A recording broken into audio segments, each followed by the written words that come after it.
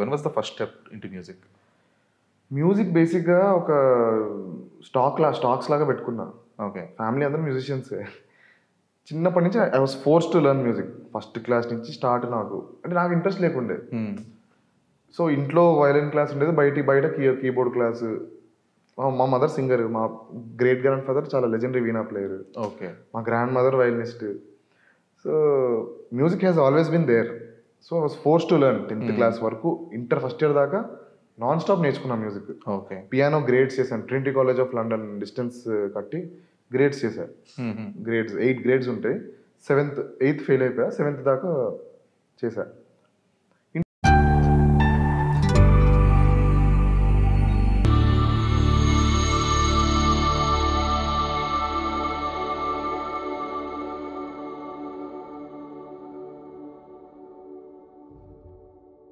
ఏది first work చేసింది, ఏది ప్రాజెక్ట్? షార్ట్ ఫిల్మ్ కానీ ఏదన్నా? షార్ట్ ఫిల్మ్ అదే మాకు నవికా ఫ్యాక్టరీ అని ఉండేది. అదే ఇంటర్మీడియట్ అయిపోగానే జాయిన్ అయిపోయా. ఇంటర్న్షిప్లో జాయిన్ అయిపోయా. ఎడిటింగ్ నేర్చుకున్నా, కొన్ని ఏడీగా చేసా, ఇంకా కెమెరా హ్యాండిల్ చేసేవాడిని. ఇంకా అప్పుడు మేము సిరీస్లు చేసేవాళ్ళం, స్కెచ్ వీడియోలు చేసేవాళ్ళం. Breakup consultant. దానికి వర్క్ చేసావా? దాంట్లో యాక్టింగ్ చేసా, సినిమాటోగ్రఫీ కూడా second unit. Okay. Additional cinematography. ఇప్పుడు బేసిక్గా కశ్యప్ అని ఉండేవాడు. మనోడు యాక్ట్ చేస్తే నేను పట్టుకుని తీసేవాడిని. సో అట్లా వైస్ వర్సా. అన్ని చేయాల్సి ఉంటుంది కదా. బట్ నేను ఫిక్స్ అయిపోయింది ఏంటంటే యాక్టింగ్, సినిమాటోగ్రఫీ చేద్దాం అనుకున్నా.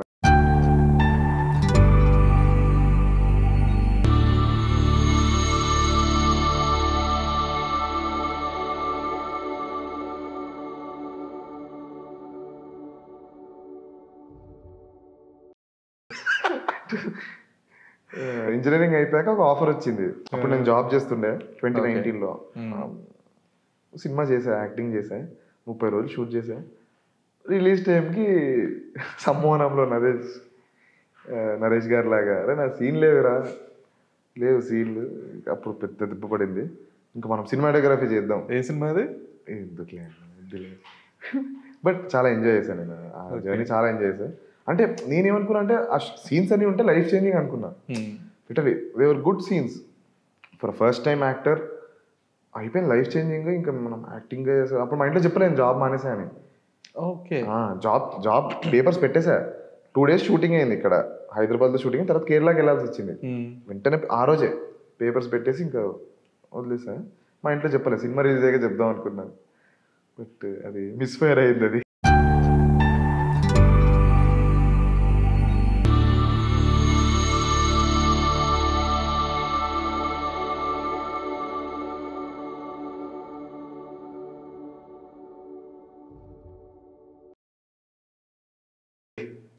తర్వాత చెప్పావు లేదా?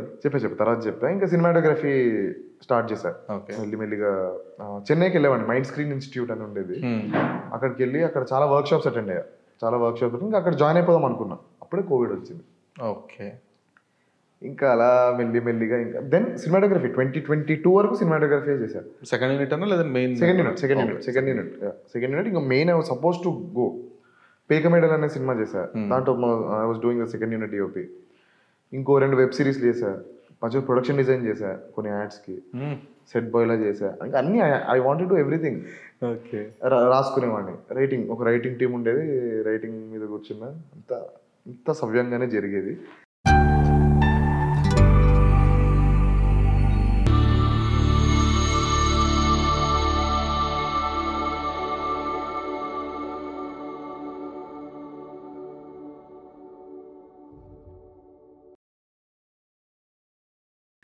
కానీ లోపల ఉండేది ఇది కాదు కదా, మనకు మ్యూజిక్ ఉంది కదా. సో ఊరికైనా ఎందుకైనా మంచిది ఒక రోజు టైం పాస్గా ఒక స్పాటిఫైలో ఒక సింగిల్ వదిలేసు, ద సన్ఫ్లవర్ ఫార్మ్ అని. Due to some personal reasons I made that song. అది గట్టిగా కొట్టింది. పీపుల్ స్టార్ట్ కాలింగ్ మీ. సినిమా వాళ్ళు చాలా మంది ఇది వాడుకుంటాం. నాకు తెలీదు ఎవరికి ఇవ్వాలో. కొంతమంది లక్షలు ఇస్తా అన్నారు, ఇస్తాను. నేను ఒక మంచి సినిమాకి ఇద్దామని 10,000కి ఇచ్చా. సో అంత నయ్యి ఉండే నేను. తెలియదు. తర్వాత అర్థమైంది, డబ్బులు వస్తున్నాయి, సినిమాటోగ్రఫీలో అంత ఏం వచ్చేవి కాదు, ఏంటి అందరూ ఎగరగొట్టేవారు ముందు చేసిన. అది మనసంతా అని చేసావు? తర్వాత తనువంతా చేసా. ఓకే. దాని తర్వాత తనువంతా చేసా. ఇంకా అప్పటి నుంచి జింగిల్స్ స్టార్ట్ చేసా. Main ads